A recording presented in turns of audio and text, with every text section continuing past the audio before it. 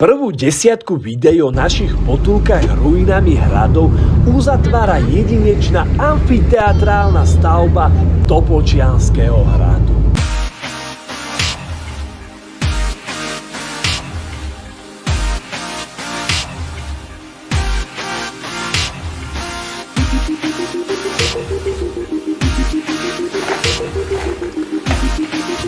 Sme tu.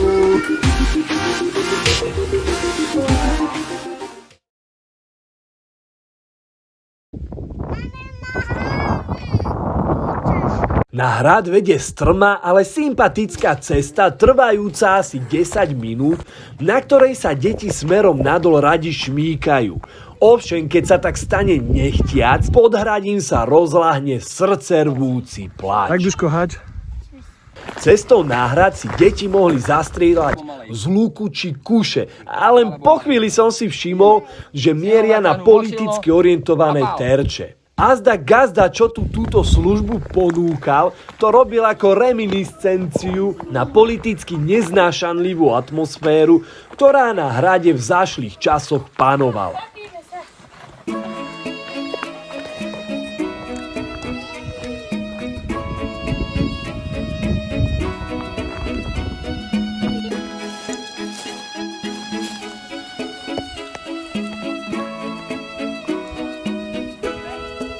Počnúc s Matúšom Čákom Trenčianskym, ktorý hrad vystával, cez odbojných husitov až k tyranskému rytierovi, ktorý podľa legendy na hrade vládol, si tu poddaní gazdovia zažili krušné časy.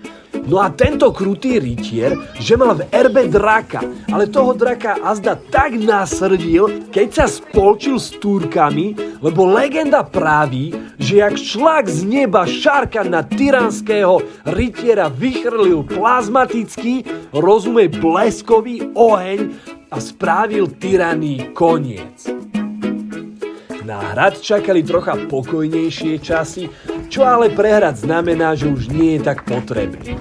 Našťastie na prelome 19. a 20. storočia dal chátrajúci hrad ešte prerobiť v romantickom štýle gróf s prekrásnym menom Augustín. A ideš tam? A začneš tam?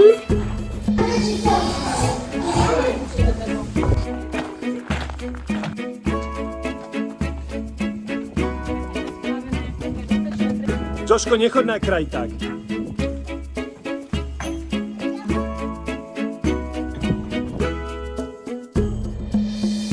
No a keď som v úvode povedal, že stavba je amfiteatrálna, tak som tým myslel, že pôdorys eliptickej stavby obytných miestností je dnes prebudovaný na sedenie ako v amfíku a v hlavnej roli je história Slovenska, ktoré ako vidíš veľmi luxusná krajina, plná romantizmu a kráľovskosti.